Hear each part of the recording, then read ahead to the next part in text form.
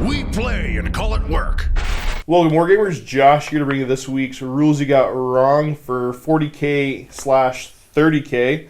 Let's jump right into it. First game we're going to talk about is Mechanicum versus Mechanicum, episode 45, which was a super fun game. First is from Lackey7. Unless I'm missing anything, did the Archmagos join the Tech Thralls? Doesn't he lack independent character to do so? You're missing the fact that he is indeed an independent character, so yeah, he's free to join that unit. Next we have Blight 02. 40 minutes, 10 seconds. Wouldn't the Murder Magos be strength 5 with the axe, so needed a 4+ to wound, it would have failed? Yep. For whatever reason, I thought they were base strength 5, but they're strength 4, toughness 5. So yep, with the axe, I would have needed the 4+ to wound, so that would have failed technically. You are correct on that one. Next, Blight 02. That model he has is the only model that officially has an Abeyant. And I think you're referencing my opponent and the big Abeyant. The one you have with the big thing in his head has a Cortex controller. He does indeed have a Cortex controller, but I've pointed it out a couple times, and so have other people pointed it to you, Blight. Forge World lists that guy as having an Abeyant. In the instructions, it says he has an Abeyant. Yeah, okay. Josh and me realize you keep commenting the same thing about this Abeyant. Actually, a couple of you guys have. Quite simply, it's just Blight now. Everybody else is kind of... Stop. Yeah. Okay, simply, this is all the evidence will need Blight. If you buy the model from Forge World and you get the instructions how to put the thing together, it tells you what piece is the Abeyant and where it goes. It's very clearly labeled an Abeyant. So you can drop it. Not trying to be rude. That model Josh using has an Abeyant. As we've said multiple times. Thank you, Steve. Yeah. So they don't have an official model without an Abeyant, so we're good there. Next we got Scott Jeffs. Castellax can run? ? Rules, learn them. They can run. If you're referencing the fact that if they're under program behavior, they can't run, that's okay. Because technically, yeah, if they're on program behavior, they're out of range for a Cortex controller. They couldn't run, but I don't think that happened anywhere. So, I don't know, Scott, learn the rules, dude. Double check it, yeah, they're free to run.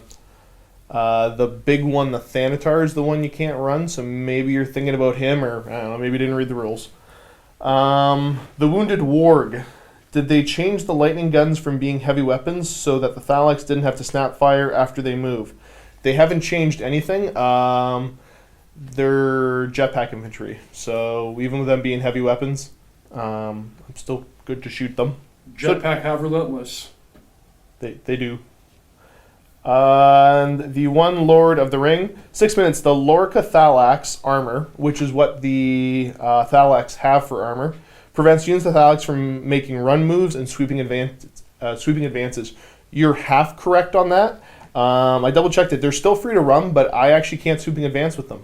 I don't think I've ever had my little units of Thalax ever do well in a combat, so I didn't realize that one. But yeah, you're totally right. They cannot sweeping advance, but they are still free to run. Then we're going to jump down to Alpha Legion versus Night Lords, episode 46, which was me playing against Quirk. Jackal 1994, pretty sure you can't fire after intercepting. Pretty sure it's happened before as well. Yeah, you cannot fire after intercepting. So I missed that one. That was Quirk's Dreadnought, the Contemptor Mortis. So that one there, yep, you are correct. Flip mode SH. At 6 minutes, should Rhino have made cover saves from Sakiran due to night fighting? No, because everything in my army gets night vision. It's not limited to just things with Legions of Astartes. It does say that under the Night Lord's rules. So yeah, everything in the Night Lord's army does have night vision, so no, he doesn't get the night vision cover save there. D. Ferris, 1987. At 9 minutes, can't run with Cataphracti Terminators. He didn't. When you do the outflank with Alfarius on the board, you get an extra D3 move when you outflank, so that's what he was rolling for. So it's not a run, that's an extra D3 move. And then last we have Maiden 23. With Conrad on the table, I think you roll for Night Fighting turn 2 and 3 as well. Nope, that is incorrect. What you're probably thinking about is the Night Lord's Rite of War, Terror Assault, which lets you roll for Night Fighting on turns 2 and 3. All that Curse does is give you automatic Night Fighting turn 1. So that's all the rules you got wrong for this week for 30K and 40K. Thanks for tuning in. Thanks for leaving comments. As always, guys, happy wargaming.